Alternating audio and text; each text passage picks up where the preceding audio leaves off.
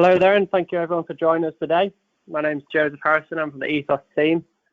I'm here today to be the host of the QuestionTime webinar. I'm joined with Dr Riz Syed, Dr Dominic O'Hooley, Dr Andrew Fish, and Dr Peter Fairbairn. So things are going to be a little different to our usual webinars. This is a chance for you to ask questions live to the panel, and where we'll discuss the questions. We've already got several questions lined up, but please answer any questions live in the question box on the right hand side. Unfortunately, because of the amount of people that have signed up, we have muted everyone, but we will try and get through as many questions as possible. So just to move straight into the questions.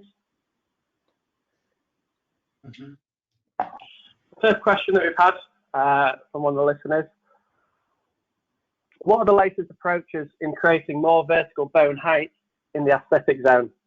I'll let everyone answer it first. I think Peter would be the best one for that first. Yeah. Yeah, I mean, vertical height is always a difficult area, but I think that on the maxillary it's achievable on nearly 90% of my cases. And in this particular case, I tell you, let's cut to case number 1 because it makes it easier to show. Yeah.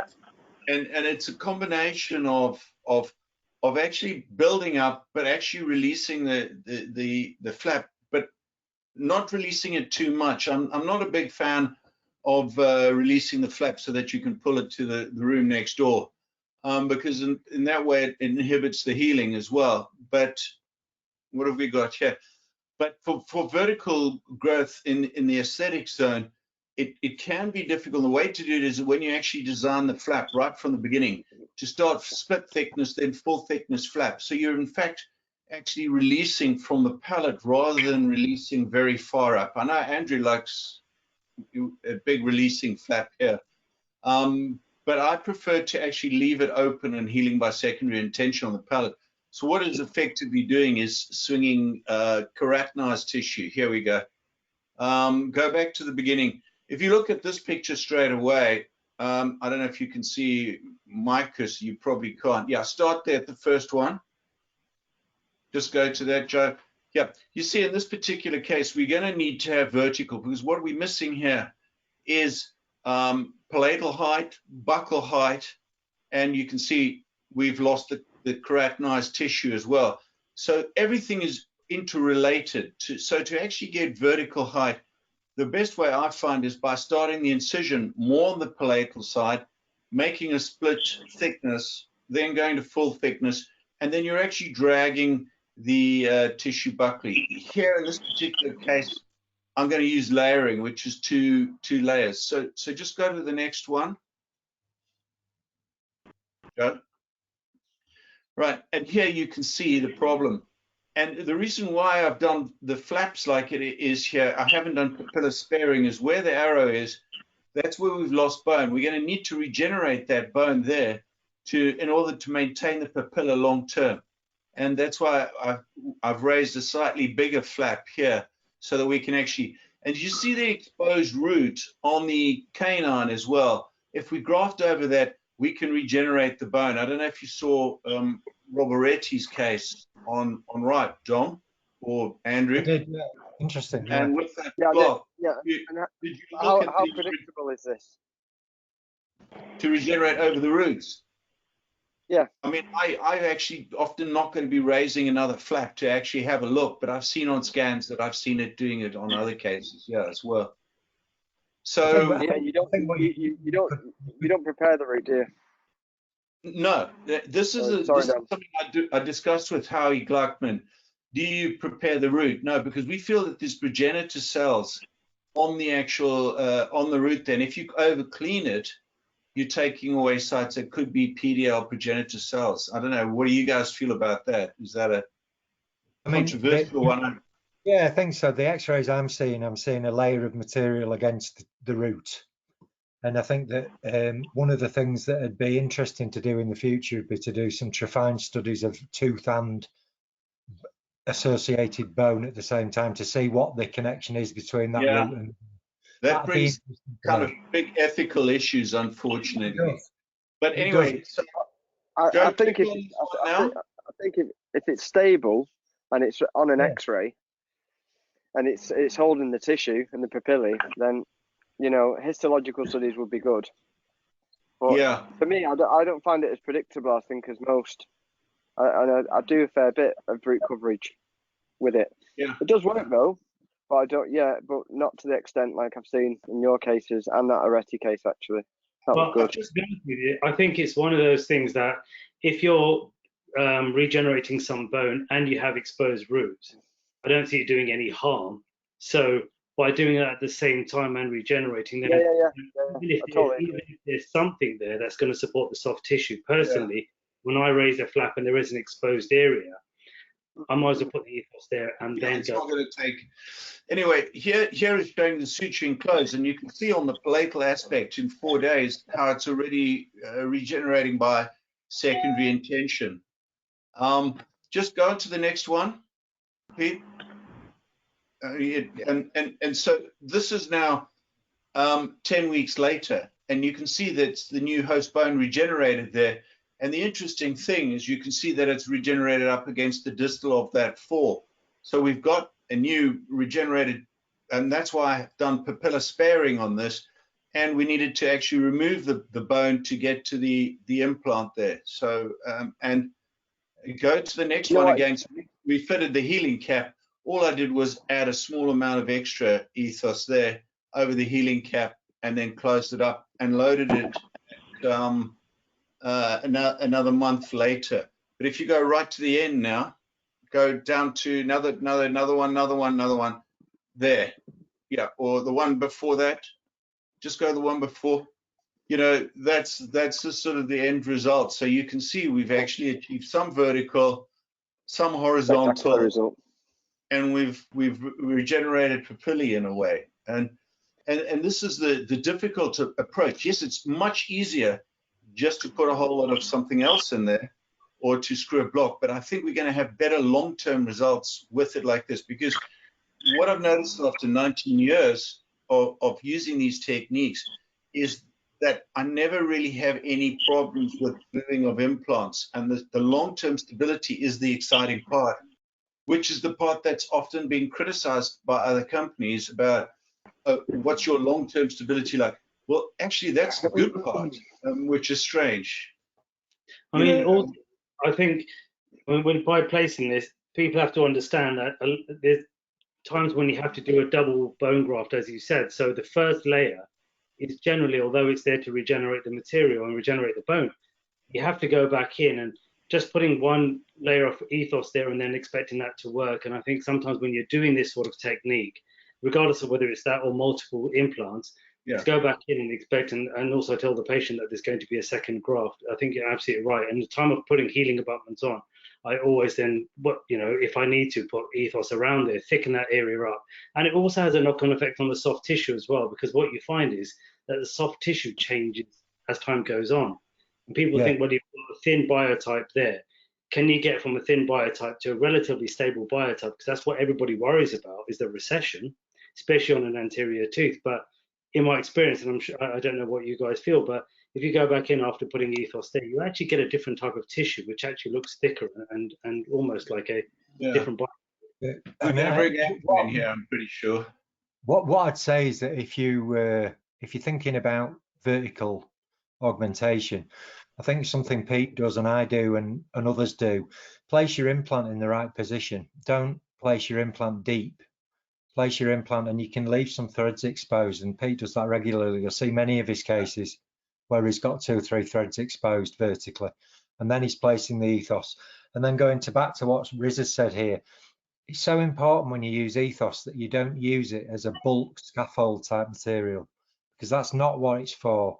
What you're doing is you're actually encouraging host regeneration, and therefore you use it judiciously. And if you have to use it twice at 2 different times, that's better than putting a big load of it in there and overfilling it, overbulking it out in the first place, which won't work as well. Yeah, that's a different, and that's probably why it's, often when you're working on something for 18 years, you forget about the basics you've been doing for all that period of time because you're just doing it naturally. And I think that's quite an important aspect. Right. Right, so question? moving on to the next question then. If we have 2 millimeters of bone thickness and we need to augment the bone, do we need to place a membrane or a titanium mesh on top of the bone, or do we just place the ethos and suture it? After how much time can they place an implant when grafting with ethos, the graft areas in the maxilla premolars? Andrew, if you can start off with this one. I think it just goes back to layering again. I'd never use a membrane or a tent. I've used fleeces before to help contain the graft in the site if I've used it like an immediate. I know Dom doesn't. He lets it secondary heal, which works absolutely fine. I just do it for my own comfort purposes, just to try and protect any particular particle loss. But in this case, yeah, I've seen guys using titanium meshes and cages and stuff to try and hold a graft shape. I don't think you need to. I think you don't need to. It's simple as really. You got to let the periosteum come into good contact with the graft. Like Dom says, don't overfill it. And I used to overbulk quite a lot, and I didn't really get any bad outcomes. But I used to overbulk quite a lot. Now layering is key. You can gain quite a lot from 2 surgeries, and it's still a shorter period of time than say using another material like another xenograft that you have to wait 9 months to go back into. Whereas layering, you're still within a 3-month period, really 6 at the max. So, yeah. I'd say answer to this. Yeah. Anybody else got any comments to add to that?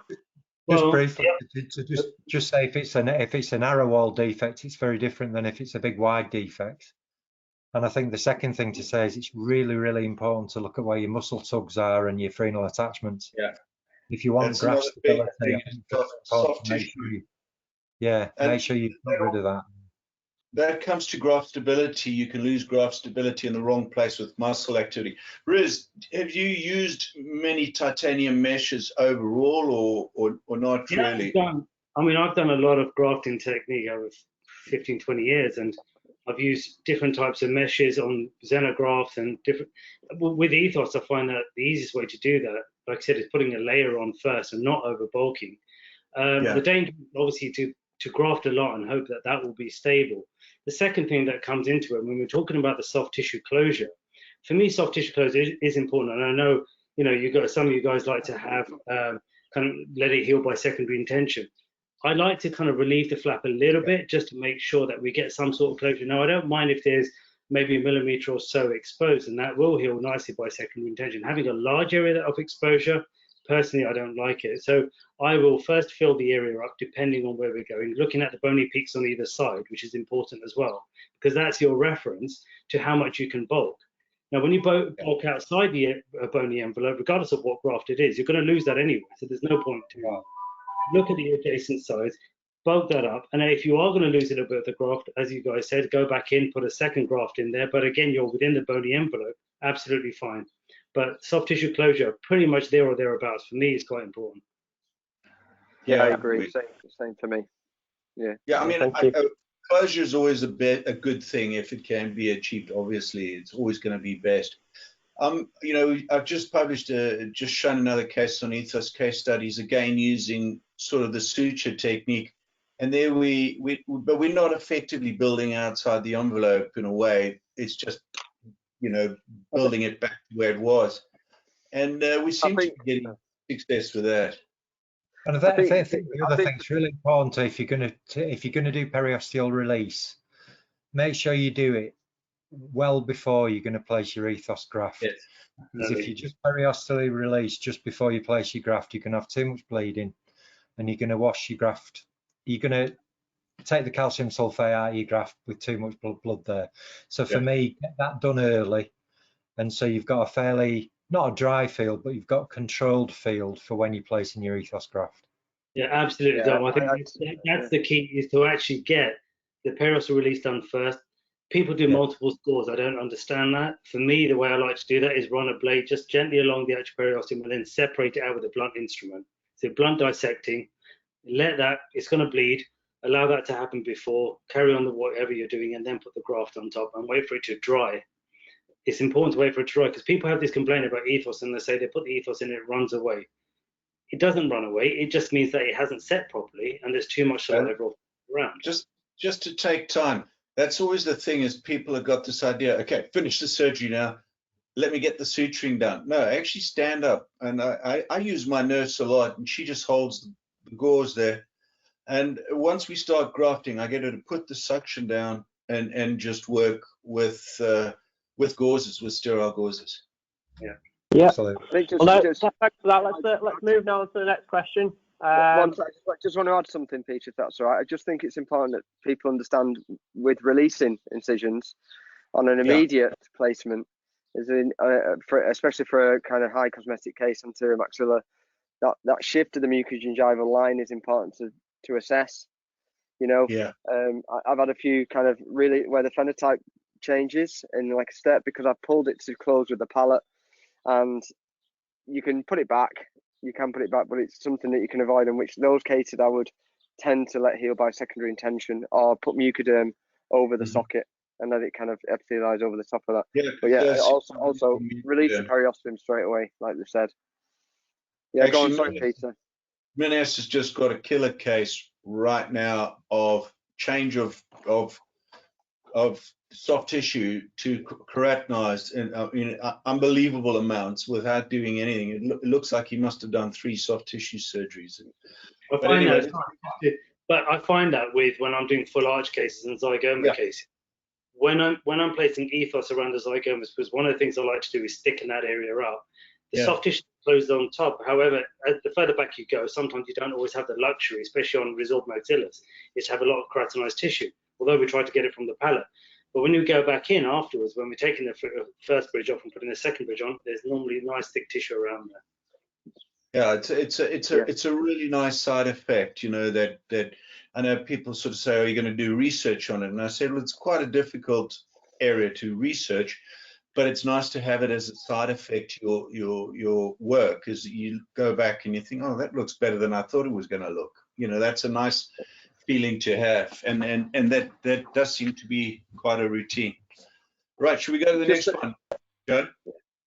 Yeah. So there's a doctor with an upcoming case which is a full maxilla, delayed placement and loading. The ridges are narrow, and even with expansion of the bone, will probably be thin buccally or possibly exposed threads. How would you manage this with ethos as a graft material? I'll point this at you first, Riz. Okay, so I've got a case to show. I don't know if you can put it up there, just to show one of the cases. Now, the key point is that when we're placing implants, especially on a resorbed maxilla, when the bone is very thin, people always think that when you put the implant, it's like traditional implants, when you put it into the ridge in the middle of the ridge. We don't place it like that. All on fours, full arch techniques or zygomas, we're placing more palatally. Now, here's an example. It's a relatively thin ridge, and it's an immediate load. So I know, obviously, the doctor's talking about going for a delayed approach. I load pretty much everything. Now, the case here, you can see that we've shifted everything palatally. Now, there's papers out there to show, and obviously through experience as well, that if you have 1 or 2 millimeters of your palatal thread showing, it makes no difference. We're against keratinized tissue. That's stable tissue, and it's not going to cause further recession. Obviously, we're worried about buccal placement. Now, there's cases where if you look at where the bone is, you can actually put, like what we talked about, an onlay graft, which is what I call it with ethos. So your implants are still placed within bone, albeit you may get 1 or 2 millimeters that are exposed palatally, which is not a problem. The bone normally thickens up further up. Secondly, that when you're placing the ethos, you can lay the ethos over the top and suture up. You can even immediately load if you want to. But for me, the key is placing everything palatal. Also, when we're putting the implants in, we're actually using something like condensing burrs that expand the ridge, which I think is very important as well. So on thin cases where you can use burster burrs, for example, you can expand the bone even more, add a layer of ethos, place everything palatally and suture up. Like I said, you can even go for immediate load. I don't think that really kind of makes any difference to the long-term outcome of the patients. So if you go to the next case, can you go down to the next slide? And you can see here also, when you're doing full arch cases, when you're doing extraction socket, you can see that with me, the beauty about ethos is I'll place them in the right position, not necessarily where the arrow is on the left there, on the right of your screen. You can see that if I place them to sound bone, my AP spread will be very short. And again, that's a knock-on effect because you can't cantilever too much, even on your final bridge.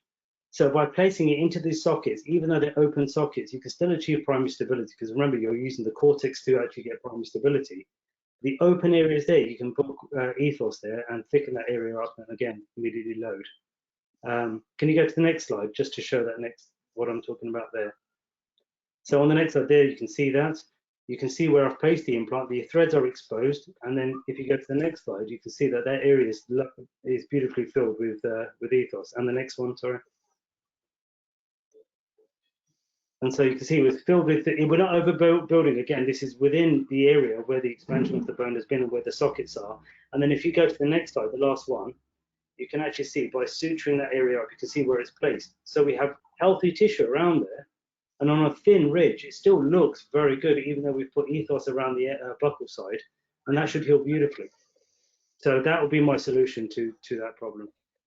It's a nice case, Riz. Lovely job. Lovely job, Riz.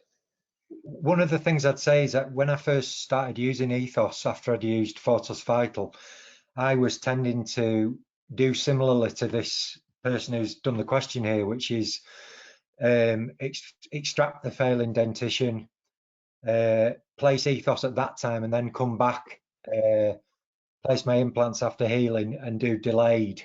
And so I often did 3 surgeries. So I'd take the teeth out, place ethos, wait for the ethos to convert to bone, do a CT then, place my implants, and then do a delayed loading technique. And that, you know, to be honest with you, I've come a long way from that. And I think that one of the things I would highlight from what Riz has just showed there is, to me, cross arch bracing by trying to immediately load at the time of placement, to me, is actually in very many cases, even in thin ridges, is a better way to do it than to do a delayed technique where you're using something such as a denture, which is creating non-axial loading on the implants, and it's pressing the bone and it's causing soft tissue issues. So to me, if you can immediately load with a provisional bridge, as Riz does almost universally, that's what you should do. Really. Yeah, completely. This is exactly, Dom. So I think initially, it's a confidence thing. It's a kind of seeing how the ridge works, and obviously, you know, nobody wants any problems with that. But I think with years of doing this, for me, I pretty much load everything. I can't remember the last time I didn't load a case, and even on thin ridges. And if you want to augment at the same time, and my point of this is, if you want to augment at the same time, you can perfectly augment, and you can put then the fixed bridge on there as a temporary. Because bearing in mind, you're not putting any pressure on the soft tissue then. Because that time you're actually healing. By, like as Dom said, by putting a denture over that, you're actually going to cause further resorption. It doesn't matter what graft it is. Any pressure put on bone, it will resorb, whether it's a grafted one or not. So therefore, why not load it at the same time? Yeah, when you get to that, you get talking to Costa. I don't know if anyone's been to Costa's place in Dubai at Same Day Dental.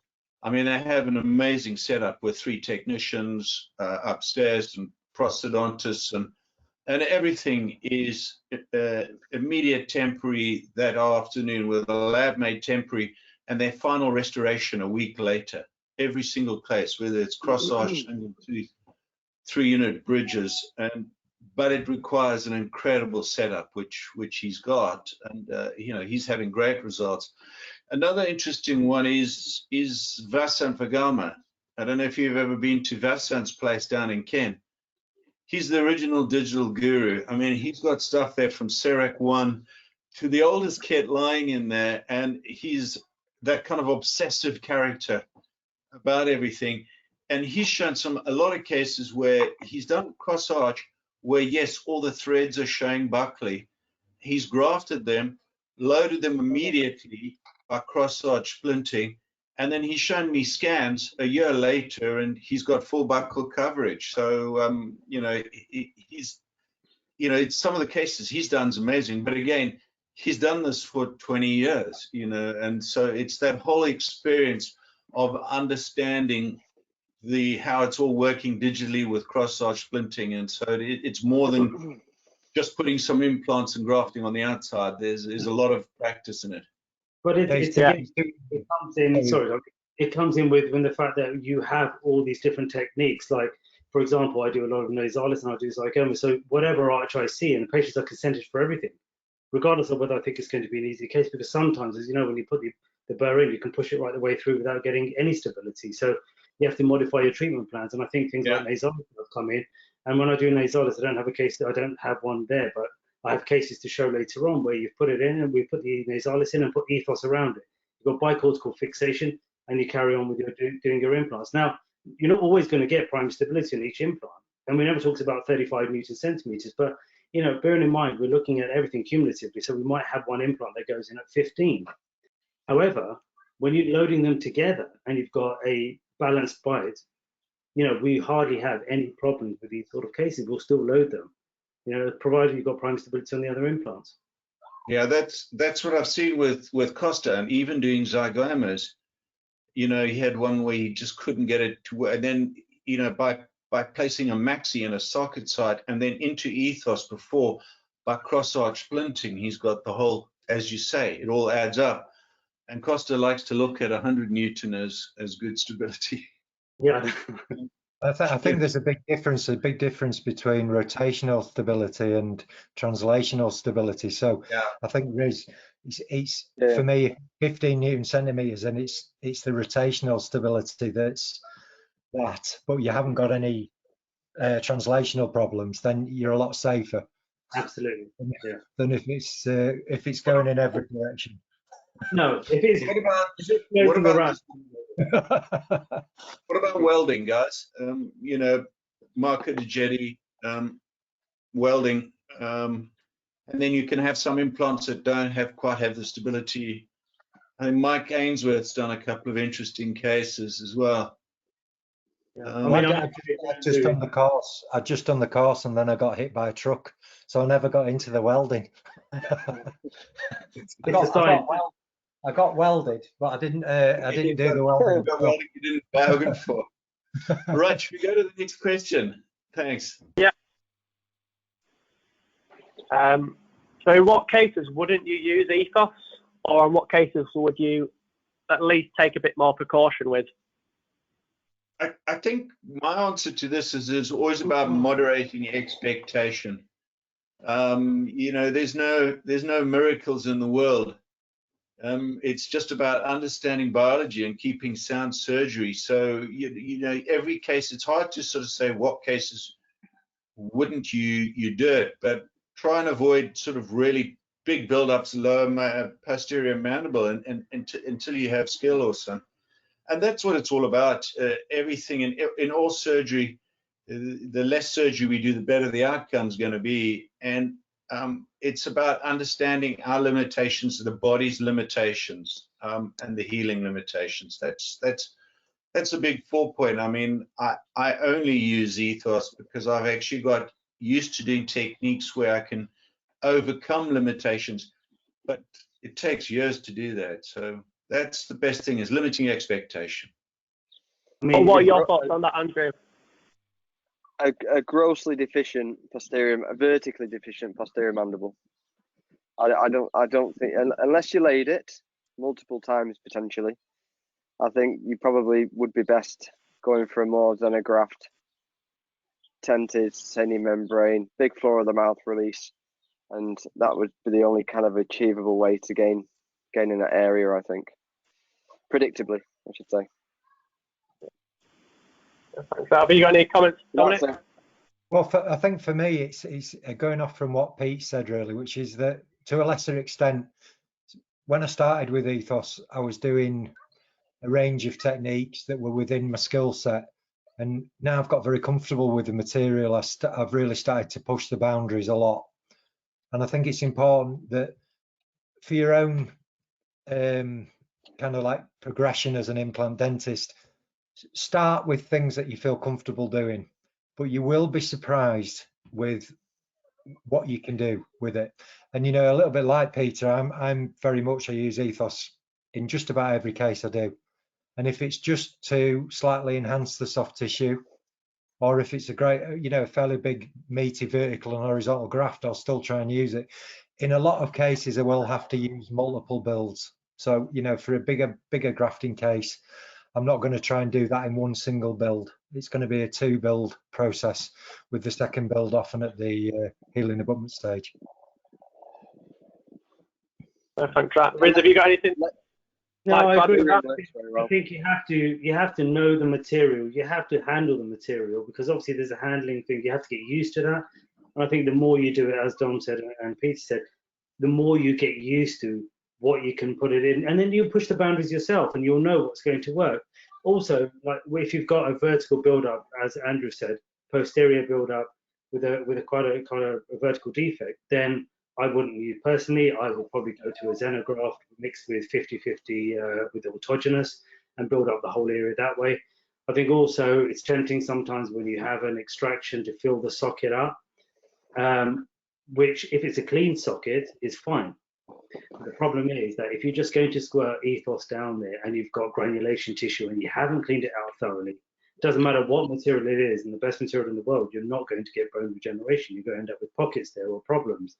So it's kind of being sensible and listening to it, looking at the patient, deciding that kind of a sensible approach and remembering biology and then using ethos. I think that is the basis of any material. Yeah, and I'd just go on from to say that the ethos drills, the degranulation drills are so important, going from what Riz has said. You know, if you're going to use it for ridge preservation, two things. I think the first is meticulous degranulation. And I think the second thing is that what I've started to do is I'm not as worried about getting ethos packed at the base of the socket, because your body does that really well anyway. I like my ethos to be towards the upper, the coronal half of the socket. That's where I really want my ethos. A scrupus is a really clean socket, but I'm not bothered if it's blood clot in the apical half.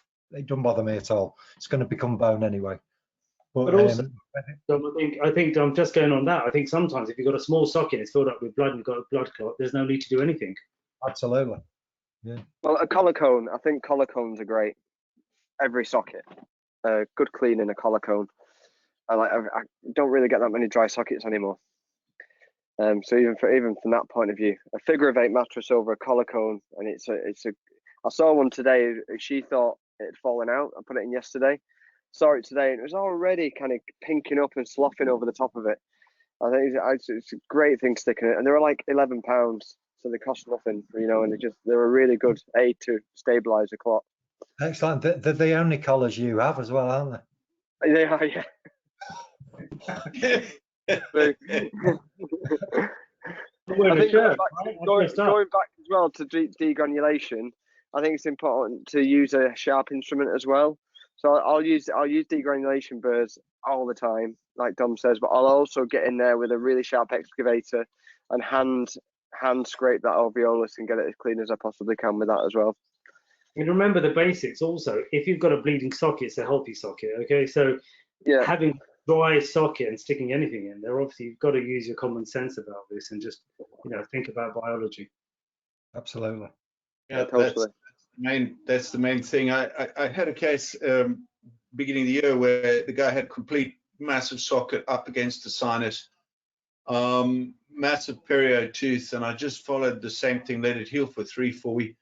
I then grafted it, and he didn't tell me that he was smoking on the non-legal side of things and a lot every night, and it just came back a week later and it wasn't healed and wasn't, you know, it was open the whole time. And I thought it was going to be a disaster, but I've just loaded the crown today, and we managed to get sort of 9 millimeters of bone growing in there. I don't know how it happened, but there's also luck in life, and I think it was probably a little lucky on that case. He's one of these smokers who'll live to 110. And, his final meal will be a whiskey and a cigar. Unfortunately, like all smokers who are prone to these sort of issues, he's sort of 38 and he's got no molars already from perio, so it hasn't worked out as well. Anyway, so should we look at the questions, Joe, because we got to get through things. Moving on to the next question, there's a few parts to this. Can you talk a bit about the soft tissue substitutes with ethos? If we need to get increased keratinized tissue or increase the attached tissue, what are the simplest techniques and the least patient to doctor visits to achieve this? And could you explain this in terms of staging? So I wait for the ethos maturation before employing soft tissue procedures, as ethos can have an effect in the tissue attachment and the keratinization, or perhaps there is are times when the ST enhancements are made at the time of of this placing ethos. I'll aim this at you first, Andrew. Right, cool. So yeah, so I'll do the last one. So ethos on its own works. It does work. It changes the tissue type. If you can go into my last case, number 6, please. Yeah. This was a case that was failing. It was one of mine, and it got to the point where I was restoring the implants, and I didn't address the soft tissue first, which is not like me really. So if you, not that one, oh no, you've labelled it wrong. It adds to the excitement. Yeah, it does, yeah. So if you, it was towards the end, so if you go to the very end, they might not have included it, which would be really rubbish if you didn't. Keep going down. You go down again. There it was. No, up. No, it's that one. There it is. Yeah. So that was, yeah, that one exactly. Yeah. So this was pretty standard placements, and yeah, this was the result at 6 or 8 weeks. I think I messaged Dom this one asking what would you do, and he said to give it a go with ethos. So I did, and if you just go through the slides, just to be quick about this, I mixed it in with HA just to stabilize it after cleaning the sites really well. These were new implants. These were not established placements. They didn't have time really, I don't think, to really fully contaminate themselves with crap. So, if you go down to the next one, it was secondary intention healing, and that's just kind of before and after. So that's just ethos. That's nothing else, and it's just that made the kind of biotype a lot better on that, and it's going to last a lot longer. Like we were saying, platal tissue. Go back to that picture before. Yeah. Oh, that's it. No, next one. The next one. That. Yeah. Because. Yeah. So, nothing else was done there. Literally just secondary intention healing, a really good clean, degranulation, and an ethos with a mixed in with the HA graft. And I think that'll last well. And no doubt I'll take I know because I've been reviewing it. I take a PA, and that last implant the crest is about 2 minutes. There's a thread exposed. There is a thread exposed. It's not within the bone. But it's been stable now for 3 years. And I think it'll continue on that path because of the soft tissue. Is that low as the tissue level works? Really? Yeah, and so on a side note, what I find I do a lot of connective tissue grafting, which is, I'll just show you now. There's 2 ways that I do it. There's a single stage, which I'll often use for anterior maxilla, and there's a 2 stage, which I would always predominantly use for posterior mandible. So in addition to that, there is materials like mucoderm and stuff like this, which I don't think they don't increase the keratinization of the tissue. They maybe thicken it up slightly, but that's about it. I use mucoderm predominantly. Like if you go into that next slide, he just went onto, next one down. This one, I use it just to hold the graft in on an immediate placement. I put it through, and I took it underneath the soft tissue, and that. Like this is what Dom wouldn't do. This is just let it granulate, and it. Do you know what? It heals fine. This is just merely a confidence thing for me. I'm a bit more confident that my graft is going to stay in play by doing it this way. So something I do quite regularly on a single placement would be a rotational pedicle graft from the palate. And you can go up to any, like case number 1 or 2 really would show this. Over ethos, and what I find is a bit of when I've done a connective tissue graft, within 3 months, say, and normally would be 6 weeks, so I'd normally let it heal 6 weeks, and then I'd go back in and do placements. I'd always do the soft tissue first, so soft tissue is dealt with first, let it heal at least 6 weeks, and then come to the placement. The cases that I've done soft tissue grafting on often get kind of, when I've done the ethos graft at the time of placement, it goes a bit mental. I get too much keratinized tissue in some cases. It really kind of upregulates that process, and you'll see it on. I've got multiple cases. It kind of cauliflowers a bit, which is good from a robust tissue around implant point of view, but maybe not cosmetically the best. Like I've had to trim a couple down, with electrosurgery and stuff like this. But if you keep on going down on this case, this top case will do. Go down. Just scan through it, Joe. Just I know we're conscious of time. No, up.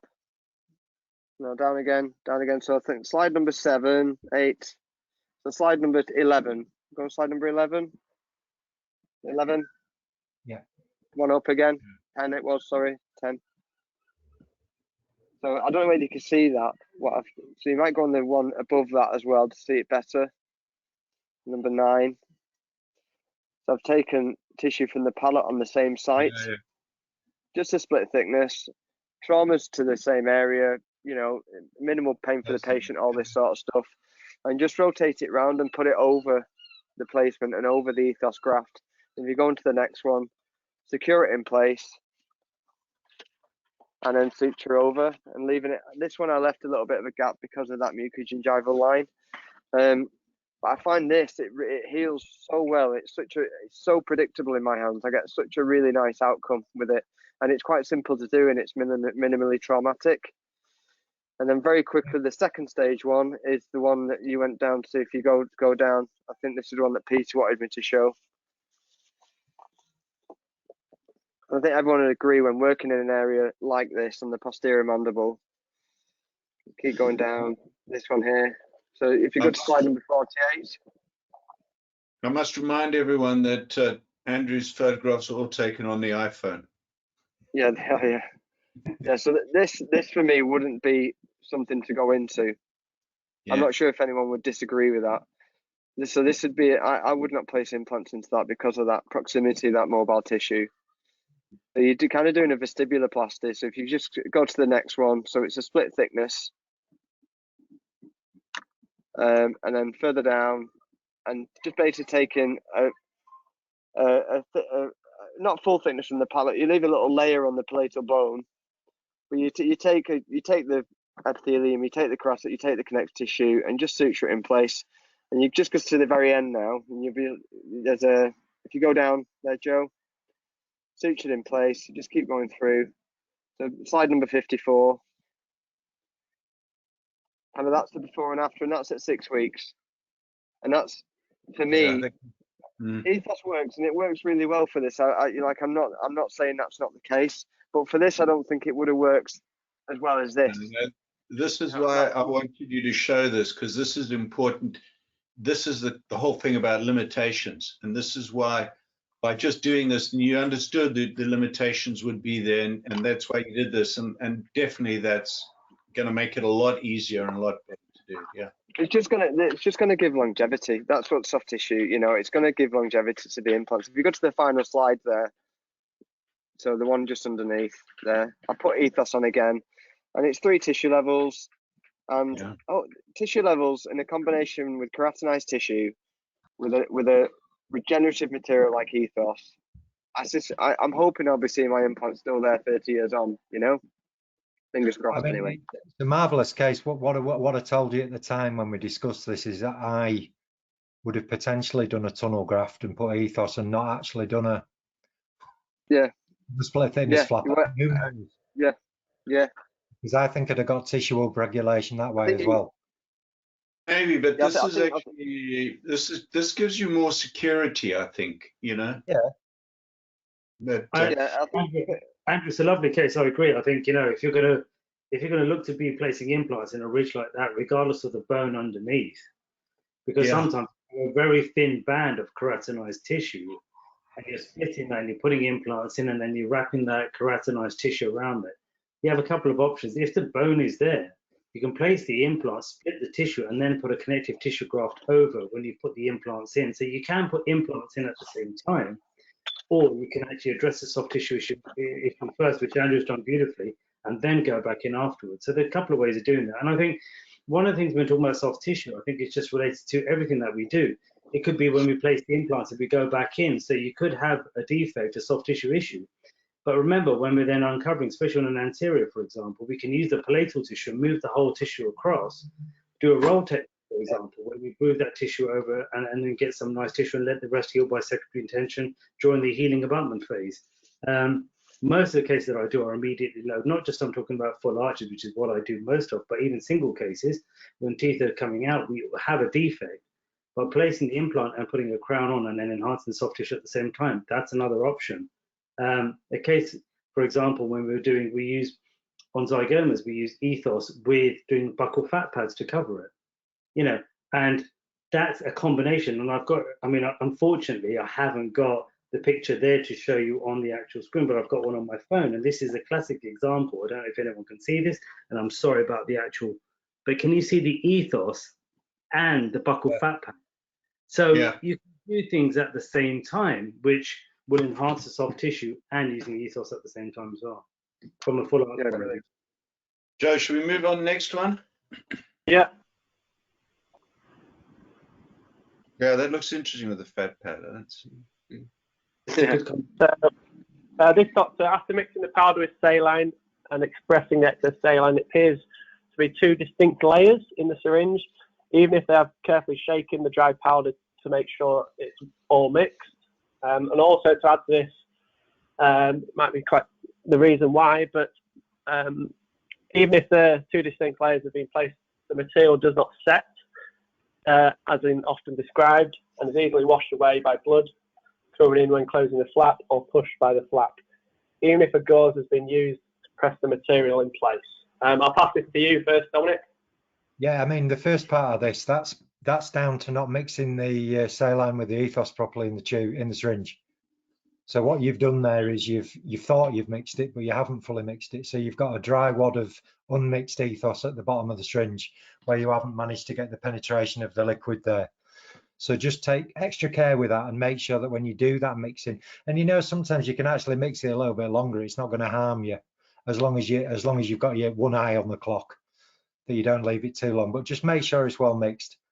What I tend to do is then damp it by placing it onto the gauze and damping the liquid out of it, depending on how much liquid I want to take out of the mix. So if I want it to be a really dry mix, I'll really push against it. Otherwise, I'll tend to just slightly damp it and have a sort of mixed mix, sort of a medium mix.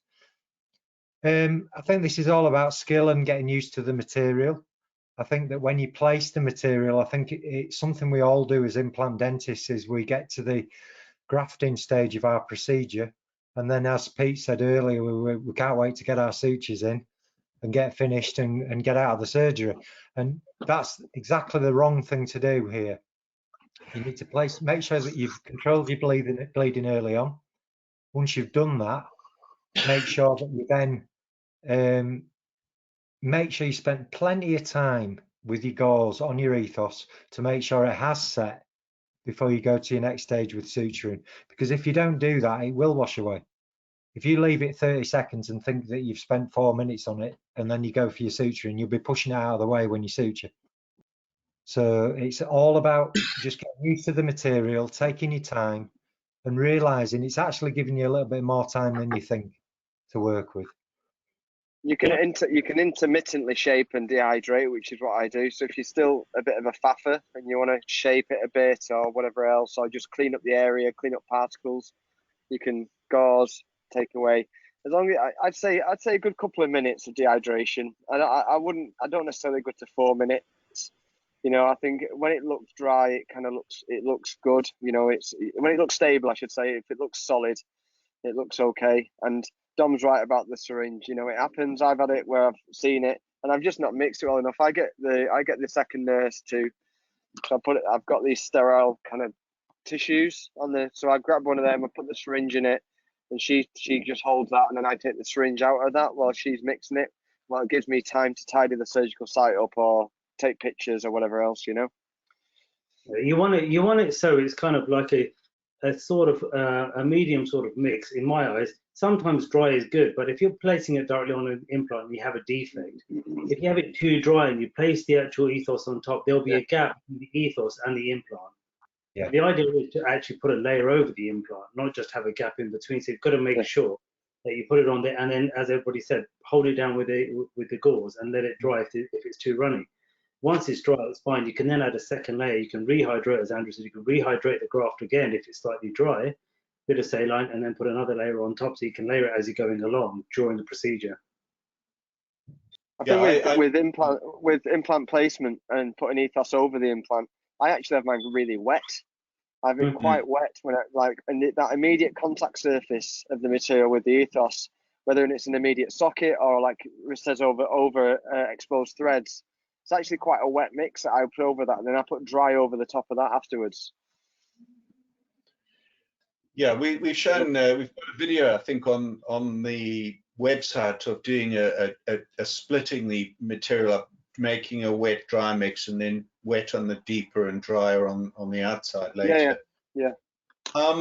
What should we go on to the next one? Because I think this is mainly about, you know, you develop your techniques and your skills, and it's also you've got to look at it slightly differently. It's less about using the hammer here and more about just the finer skills.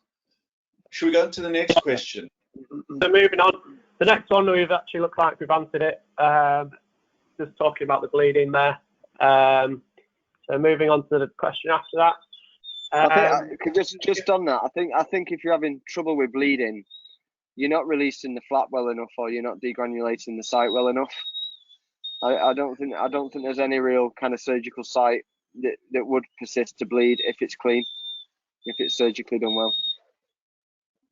Yeah, I think also when it bleeds, just suture it closed, but get the nurse to put the suction down and just, you know, use gauzes, because I've had a couple of cases where I've just pushed the first time I pushed the needle through and they bled profusely, you know, and then afterwards they tell you, oh yes, they were on clopidogrel or something like that, you know. I mean, it's so you never so anyway, you know, so I think that's the important thing is to get it sutured closed and to get the nurse ready for that, because it can bleed sometimes. Anyway, let's go into this question. Yeah, so the doctor had a new patient being referred by one of their regular patients. Patient A had tooth 21 extracted more than 3 months ago by his dentist. Now he's referred by his dentist to another dentist for block graft from the hip bone. Patient A consulted me for my opinion. While the implant placement and grafting with ethos is considered the preferred method, they are uncomfortable doing this considering the uncertainty, and essentially another dentist started this situation. What does the panel think about doing a grafting first with ethos and then assessing the place the implant at 3 to 6 months? What are the precautions and surgical techniques should they employ for this to be a success? Difficult question to answer that. Without seeing the full case, it's a difficult question to answer. What seems to be apparent from the case is that you seem to be, from the fact that they were considering a block graft from the hip, it's obviously a substantial graft they were considering. So I don't think that's I think that'd be a good question for us to deal with offline after. I'd be more than happy to PM the person and try and discuss that in more detail with them if they want. But also, Don, going back to that, I think going for a hip graft for a single tooth seems a bit. I mean, obviously, we don't know the case. Doesn't matter what. You know, it doesn't matter what it is. But I mean, I can't remember the last time we actually performed a hip graft, even in a resorbed kind of full arch case, let alone a single tooth. So there are other options, and if ethos isn't one of them, and you need to go for a traditional block graft, I'm sure you can use the posterior mandible for that. So I would question. Hip grafts in the UK have been kind of eliminated really because of secondary site medico-legal action. It's you know, there's a chap here who was a dentist who that's what his sole job was. As he found out there was a hip graft being done, he got on the case and started the suing before the patient had even seen the result, because they knew they weren't being properly consented for the secondary site issues. Anyway, that's another whole story. But a single tooth, I would find, I do all single teeth cases just with ethos. I don't need to do anything else. And I would always place the implant at the time. This is about just getting the confidence that you know it's going to work. And again, if you look at ethos case studies, I've just posted a case with, you know, a little concavity. And again, you just kind of get the confidence, but start on easier cases. This seems a bit of a nightmare where it's going from dentist to dentist as well.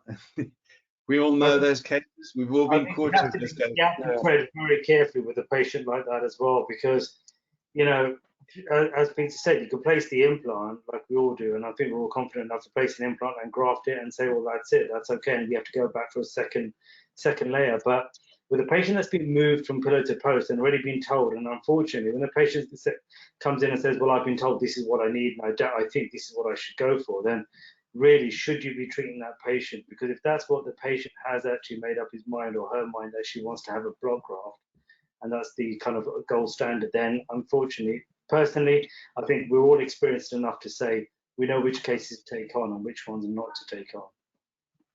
Yeah, I mean, you could even think, you know, the endochondral and the membranous origin of the bone is different, and that's why the hip grafts can just dissolve away. Yeah, they generally do, and that's the disappointment for the patients, is the high failure rate. Right, should we move on to the next one, Pete? Yeah, we'll just coming up to the hour now. Just have one more question. We've had this question live, from Therese. Are there any systematic reviews from the EthOss team to show membranes were not needed for GBR and that the graft results were stable long term? Yeah, this is what I was sort of saying is the interesting thing is that this is why they're being used more often. If you look at PubMed at the moment, the vast majority of new research in high impact medical research, I'm not talking in dental research, is all now on beta TCP. I mean, I think there were 128 new papers on PubMed just on very high impact journals, and a few on allografts. But it does seem as though there's no problem about worrying about the long term. In actual fact, the long term is the best part, is that the cases seem to improve with time. I've only been doing it for 20 years, so I don't have any really long-term data, but that's what the interesting thing personally for me is to look at what we're seeing long-term. Dom's got some long-term work on his arm with beta TCP, so I think he'll agree. This is where medicine's going. Yeah. Yeah, I mean, as you've said to me before, Pete, and as you know, as I feel as well, your orthopedic surgeons aren't whacking cow and pig and horse into people. They're tending to be using alloplastic materials to a large extent. And I know I've got a beta TCP material in my left wrist around 2 large plates, and it's worked marvelously well. And you know, that's anecdotal for me, but it's allowed me to come back to dentistry and do implants again. So from my point of view, I'm quite pleased about that. I think we all are. So we haven't managed to answer all the questions, but any questions we haven't, we'll reply by email. But thank you all, 4 of you, Riz, Dominic, Andrew, Peter, for joining us. Some very interesting conversations there, and hopefully we can do more in the future. Absolutely. Thank you, everyone. Yeah, thank you. I think that's a good thing, is just we'll do it by email. We can answer, the same team can answer any of the questions. Just link us in. Thanks a lot. Thanks, guys. Thanks for seeing. It's good to see you. And have a good weekend. Yeah, you too. Thank you. Take care. Cheers, guys. Bye-bye. Bye then.